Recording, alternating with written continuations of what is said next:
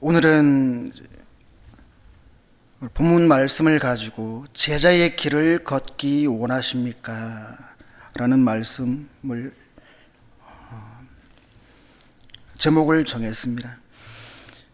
예수님의 아름다운 인격 가운데 하나를 꼽자면 바로 순종이라 할 수 있습니다. 만일 예수님께서 불순종하셨다면 예수님은 우리의 주님이 되실 수 없었을 것입니다. 그리고 만일 그가 우리의 주님이 아니시라면 우리는 그에게 속한 것이 못 될 것입니다. 주님은 순종의 아름다운 덕을 우리에게 보여주셨습니다. 그리고 오늘 자칭 제자라고 고백하는 사람들에게 이렇게 말씀하셨습니다. 마태복음 7장 21절에 나더러 주여 주여 하는 자마다 다 천국에 들어갈 것이 아니요 다만 하늘에 계신 내 아버지의 뜻대로 행하는 자라야 들어가리라. 우리는 이 말씀에서 제자들을 향한 주님의 절대적이고 필요 불가결한 요구 조건은 순종이라는 사실을 알 수 있습니다. 이러한 절대적인 순종이 없이는 아무도 예수 그리스도의 제자가 될 수 없습니다. 사실 실천이 없는 고백만으로는 자신을 예수 그리스도의 제자라고 할 수 없습니다. 초대교회 신자들 가운데서도 이 실천이 없는 고백으로 끝나는 위선자들이 많이 있었습니다. 이런 자에 대해서 야고보는 이렇게 명령했습니다. 야고보서 1장 22절에 너희는 말씀을 행하는 자가 되고 듣기만 하여 자신을 속이는 자가 되지 말라. 본래 제자라는 말의 의미는 명사적인 의미보다는 동사적인 성격을 띠고 있습니다.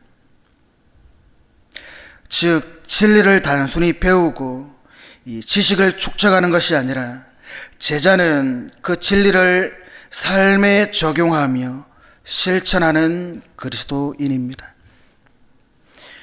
그렇게 되어가는 과정에서 일반적으로 세 단계를 거치게 됩니다. 첫째는 호기심의 단계로서 주님의 이 가르침에 대해 단순한 호기심을 갖는 이 정도입니다. 두 번째는 확신의 단계로서 그리스도의 사역과 말씀과 교훈을 확신하는 단계입니다. 마지막으로 헌신의 단계입니다.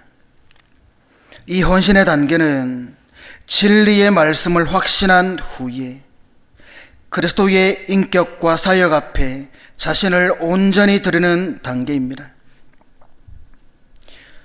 이 단계에서 예수 그리스도에 대한 철저하고도 온전한 드림이 없다면 이 모든 것을 확신한다고 하더라도 주님의 제자가 될 수 없습니다. 예수님 사역의 거점은 이 갈릴리의 가버나움이었습니다. 가버나움은 나훔의 동네를 의미합니다. 나훔은 자비라는 뜻이 있습니다. 그래서 가버나움을 자비의 동네로 볼 수 있습니다. 이 가버나움은 전도 전략상 중요한 곳이었습니다. 왜냐하면 이 가버나움은 교통의 요지였고 국제도로상에 자리 잡고 있었기 때문입니다. 이곳은 팔레스타인 북부 지역인데 소외 계층, 이 하류 계층이 많아서 무시당하던 그러한 지역이었습니다. 그런데 바로 이곳이 예수님의 주요 무대였습니다. 예수님께서 베드로, 안드레, 야고보, 요한을 이 동네에서 부르셨습니다. 예수님이 사역하실 때 가장 핵심적인 인물이었던 사람들이 바로 이곳에서 만났던 사람들이었습니다.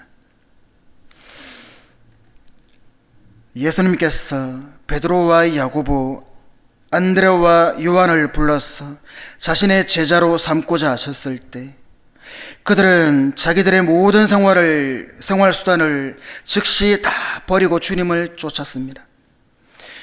그들은 주님의 제자가 되기 위해 자신들의 삶을 즉시 버렸습니다. 마태의 경우도 마찬가지였습니다.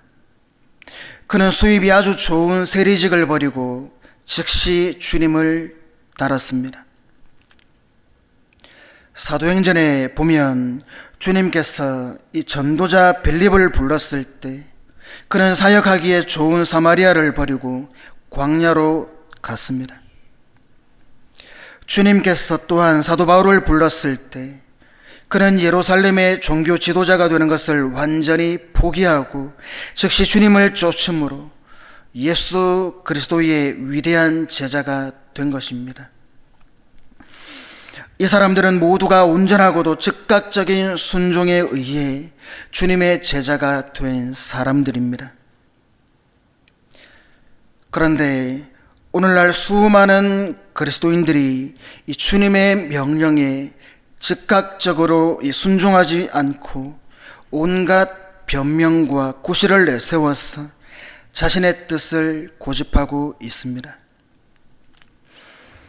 오늘 본문은 바로 그러한 사람들의 실례를 나타내 보여주고 있습니다. 먼저는 예수의 가는 길을 따르는 자입니다. 57절에서 58절에 길 가실 때에 어떤 사람이 여짜오되 어디로 가시든지 나는 따르리이다. 예수께서 이르시되 여호도 굴이 있고 공중에 새도 집이 있으되 인자는 머리 둘 곳이 없도다 하시고,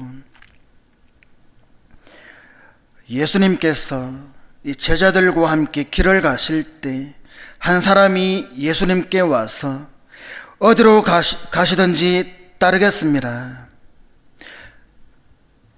그렇게 말하면서 허락해 주시기를 바랬습니다. 여기서 주목할 것은 주님께서 그를 부르시지도 않았는데 그가 충동적으로 자원해서 주님을 찾았다고 하는 사실입니다. 물론 이 자발적인 헌신 그 자체는 좋지만 그 사람의 마음의 동기가 문제였습니다. 그 사람이 주님을 따르고자 하는 동기는 단순히 이 물질적인 욕구를 충족시키는 것이었습니다. 또한 그는 그리스도의 인격에 자기 자신을 온전히 복종시키며 드리고자 하는 것이 아니었습니다. 그 당시 많은 사람들의 이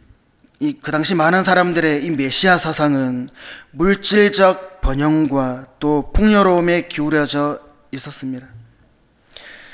그들이 대망하던 메시아가 오면 우선 그가 로마 제국으로부터 이스라엘을 회복시키고 정치적으로 안정을 확보하게 될 것이고, 더 나아가서 수많은 기적과 능력을 행하여서 풍부한 물질적 축복을 줄 것이라고 믿었습니다. 그래서 이 사람은 속으로 이런 생각을 했을지도 모릅니다. 내가 그리스도의 제자가 되기만 하면 그리스도의 약속과 그의 능력으로 엄청난 물질적인 축복과 번영을 누릴 수 있을 것이다. 이 사람은 예수님을 사랑하는 마음이 없었습니다.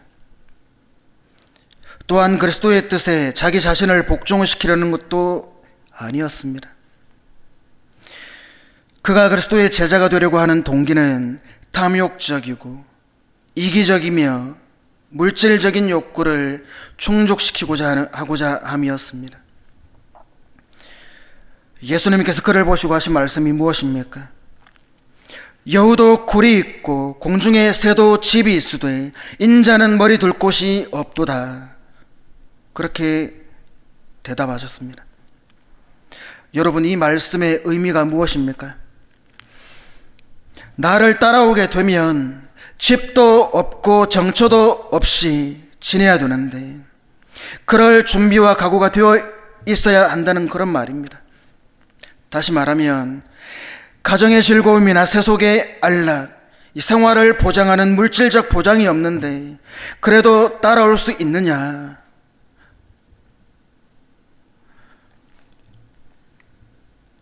예수님께서 이렇게 말씀하셨습니다. 이 마태는 이 사람이 서기관이었다고 밝히고 있습니다. 이 말씀을 듣고 서기관이 주님을 따라갔는지 안 따라갔는지는 나타나 있지 않지만 아마도 이 말을 한 사람은 너무나도 실망하고 낙심한 나머지 주님 곁을 떠났을 것입니다. 서기관의 이 신분으로 그런 삶을 감수하기에는 주님에 대한 그의 믿음이 아직 성숙되지 못했기 때문입니다. 무엇을 말합니까? 성령의 도움이 없는 단순한 인간의 의지만으로는 결코 주님을 따라갈 수 없다는 것입니다.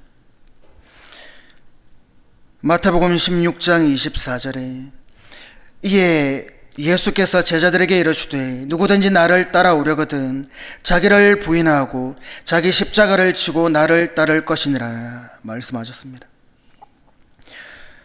예수님께서는 평소에 제자들에게 말씀하실 때 누구든지 나를 따라오려거든 자기를 부인해야 된다고 말씀하셨습니다. 자기 중심적인 가치관과 인생관 그리고 세계관을 버려야 한다는 뜻입니다. 자기에게 있는 기능적 가치, 도덕적 가치가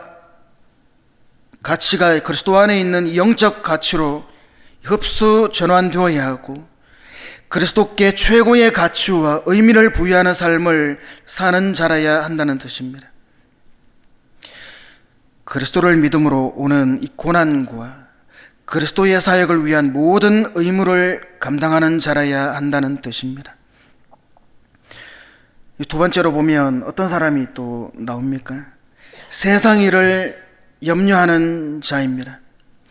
59절에서 60절에 또 다른 사람에게 나를 따르라 하시니 그가 이르되 나로 먼저 가서 내 아버지를 장사하게 허락하옵소서. 이르시되 죽은 자들로 자기의 죽은 자들을 장사하게 하고 너는 가서 하나님의 나라를 전파하라 하시고, 예수님께서 가시다가 다른 한 사람을 또 만나셨을 때 주님은 그를 보고 나를 따르라 그렇게 하셨습니다. 그러나 그는 어떻게 했습니까? 나로 먼저 가서 내 아버지를 장사하게 허락하옵소서 그렇게 말합니다. 그러자 예수님께서는 죽은 자들로 자기의 죽은 자들을 장사하게 하라 말씀하셨습니다. 즉 이런 사람은 예수님의 소명에 대해서 그의 도덕적 의무 때문에 즉각적인 응답을 하지 못한 사람입니다. 이 사람은 베드로와 안드레, 야고보와 요한을 부르실 때 그들이 무조건 즉각적으로 모든 것을 버려두고 예수님을 따른 것과는 달랐습니다. 아버지가 아직 살아계실 수 있는 상황에서 이 장래라는 핑계를 대며 미루는 것은 결국은 즉각적인 순종을 회피하려는 이 인간의 본성을 보여주는 것입니다. 그러나 아직 도덕적 의무를 최고의 가치로 생각하는 사람입니다. 그것을 행하지 않음으로써 사회적으로 받게 되는 이 도덕적 정죄와 자기 양심의 고통을 염려했던 것입니다. 죽은 자들로 자기의 죽은 자들을 장사하게 하고 너는 가서 하나님의 나라를 전파하라. 이 예수님의 말씀 속에서 우리는 도덕적 의무와 종교적 의무의 우선순위를 발견하게 됩니다. 그리스도인들은 인간의 도덕적 의무를 불신자들보다 더욱 더 잘 감당해야 합니다.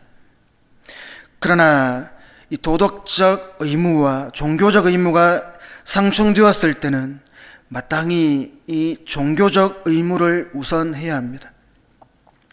왜 그렇습니까? 도덕적 의무는 다른 사람이 대신할 수 있으나 종교적 의무는 소명받은 자만이 할 수 있기 때문입니다.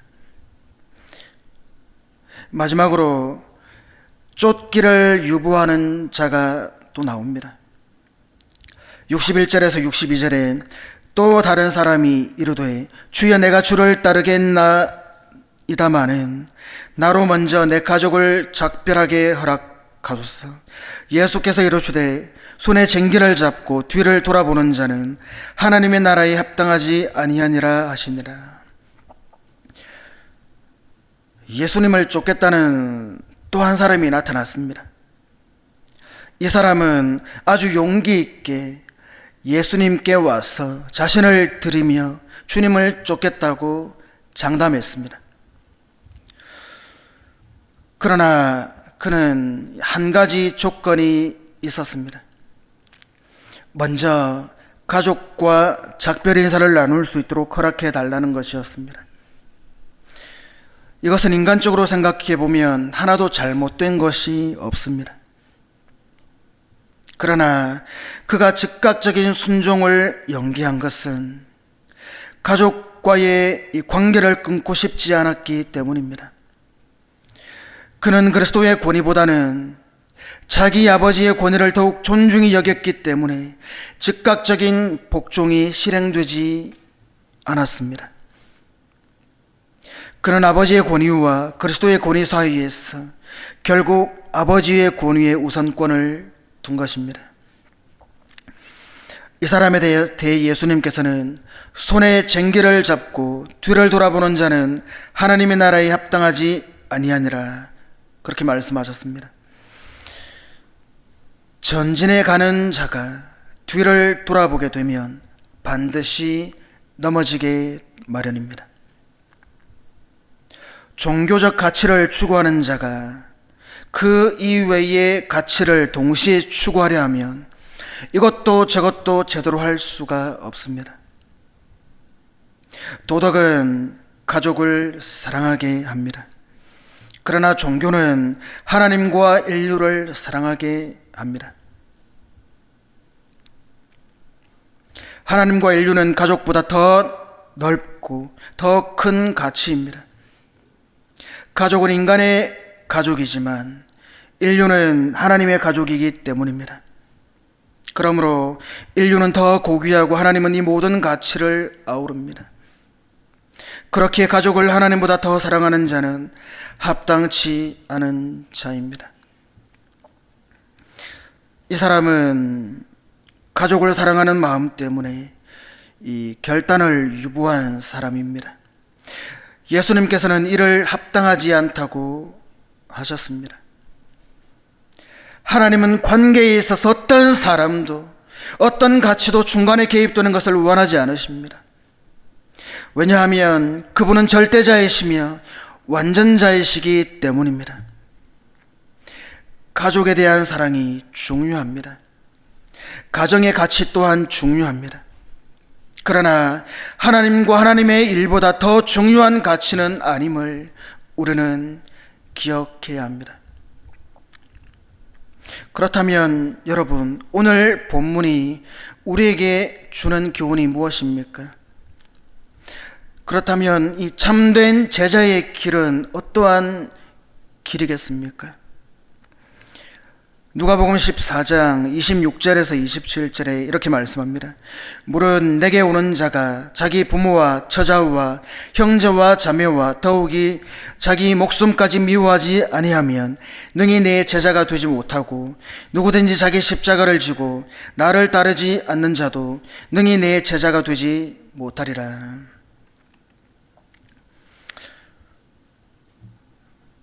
오늘날과 같은 행동주의 시대를 사는 사람들은 주님을 위해서 살아야 한다, 이 말씀을 아주 좋아합니다. 주님을 위해서 헌신하십시오와 같은 설교를 하게 되면 주님을 위해서 자신이 무엇인가를 할 수 있다는 것에 감동을 받아서 즉각적으로 무엇인가를 하려고 합니다. 그러나 주님을 따르는 길은 감정이나 충동으로 되는 길이 아닙니다. 주님이 가시는 길을 알아야 합니다.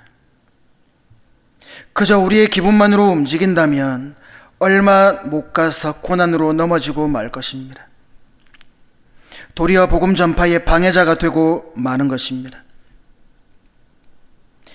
그렇기에 주님을 따르는 길은 주님의 십자가의 잔을 마시는 길이며 고난과 죽음의 길이기에 결단력이 있어야 하며 비장한 각오가 있어야 합니다. 제자의 삶에 있어서 그리스도의 권위가 절대적인 위치를 차지하지 않는다면 그러한 사람은 그리스도의 제자가 될 수 없습니다. 이런 사람은 주님의 제자로서의 준비가 되어 있지 않은 사람입니다. 무슨 준비입니까? 모든 것을 포기할 준비입니다. 주님을 따라가려면 모든 것을 포기해야 하기 때문입니다. 여러분, 모든 것을 포기할 수 있습니까? 그것이 제자의 가장 중요한 자세입니다. 이것이 기본으로 되어야 그 다음이 훈련이 되는 것입니다. 요한복음 1장에 보면 세례 요한의 제자 2명이 나오는데 안드레와 다른 한 명입니다. 아마도 요한일 것이라고 성경학자들은 대체로 그렇게 생각합니다. 예수님은 그들에게 와 보라 말씀하셨습니다. 그리고 안드레와 베드로를 예수님께 데리고 온 후에 만나게 됩니다. 베드로와 안드레는 예수님을 알고 있었습니다. 그런데 예수님께서 부르시자 따라오는 것입니다. 정신없는 사람이 아무나 부르자 따라간 것이 아닙니다. 그들은 예수님을 이미 알고 있었고 따를 마음의 준비를 하고 있었던 것입니다.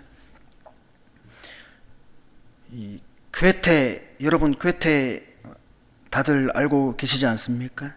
괴테의 말 중에 이런 말이 있습니다. 인간의 생활과 일생의 운명은 한순간에 결정된다.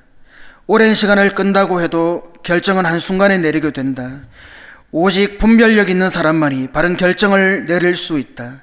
선택에 있어서 여러 가지를 생각하여 마음을 혼란시키는 것은 위험을 증대시킬 뿐이다. 오늘날 이 반항과 도전의 시대 속에서 그리스도인은 무엇보다도 그리스도의 말씀에 절대적으로 순종하는 훈련을 받아야 합니다. 성령 하나님은 우리의 삶을 구석구석 들여다보십니다. 그리고 우리의 삶 속에 숨어있는 그 불순종의 부분을 지적하십니다.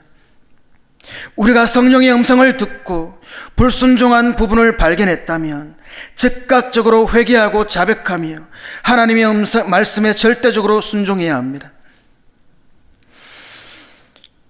바울은 예수님께서 자신을 위해 죽으셨다는 사실을 깨달은 후에 삶을 재정립하고 그리스도만을 위해 살았습니다. 그의 전 삶의 목표는 오직 예수 그리스도였습니다.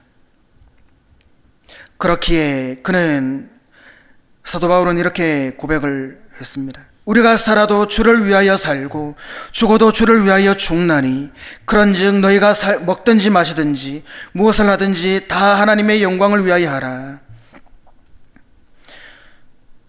여러분, 이것은 그냥 이상투적인 말이 아닙니다.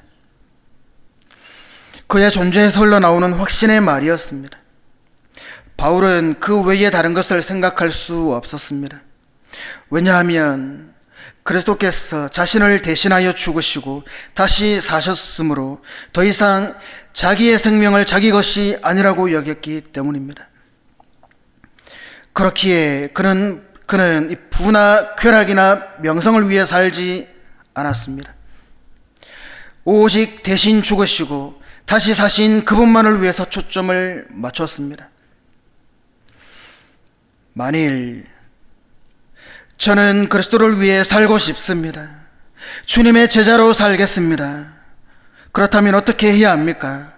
라고 이렇게 묻는 분이 계신다면 먼저 내 안에 자신을 위해서 살지 않겠다는 그러한 마음과 결심이 있는지 살펴보시기를 바랍니다. 이기심을 가지고는 주님의 제자로 살아갈 수 없습니다. 참된 제자의 삶은 매일같이 자신을 위해서가 아니라 그리스도를 위해서, 주의 원하심을 위해서, 그분이 기뻐하시는 것을 위해서 하나님의 마음을 헤아려서 살아야 하는 것입니다. 그것이 그리스도인의 삶의 모습입니다. 그리스도인의 삶의 목표는 자기를 위해서 살지 않고 자기를 대신하여 죽었다가 다시 사신 주님을 위해 사는 것입니다. 주님께서 말씀하신 제자는 예수를 믿는 모든 사람을 가리킵니다. 성경이 굳이 제자라는 말을 써서 강조하고자 한 것은 우리에게 천국 백성이냐 아니냐가 아니라 주님을 따르는 데 있어서 가져야 할 태도, 중심이 어떠한가, 그것을 지금 묻고 있는 것입니다. 그러므로 누구든지 나를 따라오려거든 자기를 부인하라는 이 주님의 말씀은 자기를 부인하지 않고는 그분을 따를 수 없다는 뜻입니다. 여러분, 교회에서 보낸 세월로 자신의 신앙을 판단하지 마시기를 바랍니다. 예배당을 오가는 것이나 직분을 가지고 있다는 것이 나의 이 그리스도인 됨을, 예수님의 제자됨을 나타내는 증표일 수는 없습니다. 그럼에도 불구하고 우리의 현실은 어떻습니까? 바리새인이 율법을 신뢰했듯이 그렇게 외형적인 것들로 자신들을 신뢰하는 사람들이 있습니다. 그러나 그것은 예수님을 온전히 따르는 것이 아닙니다. 그러므로 우리는 바울의 고백에 귀 기울여야 합니다. 그리고 그런 변화를 갖고 바울처럼 말할 수 있어야 합니다. 곧 예수 그리스도가 나의 존재와 삶에서 최고임을 알고 생명처럼 여기며 따르는 모습이 있어야 합니다. 그것이 참된 제자의 삶인 것입니다.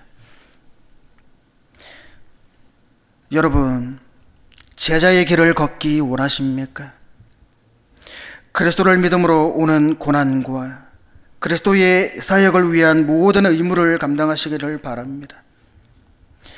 예수님을 따르는 일을 다음에 하거나 여건이 되면 하겠다고 하는 선택적인 일이 아니라 지금 당장 모든 것을 내려놓고 순종해야 할 절대적인 명령임을 잊지 마시기를 바랍니다. 삶의 모든 우선순위를 오직 하나님 나라와 그 의에 두는 삶을 사시기를 바랍니다. 하나님과 하나님의 일보다 더 중요한 가치는 없습니다. 예수 그리스도만이 우리를 다스릴 수 있는 권한을 갖고 계십니다. 제자의 전제 조건에 순종함으로 날마다 제자의 길을 걸어가는 여러분 되시기를 주님의 이름으로 축원드립니다.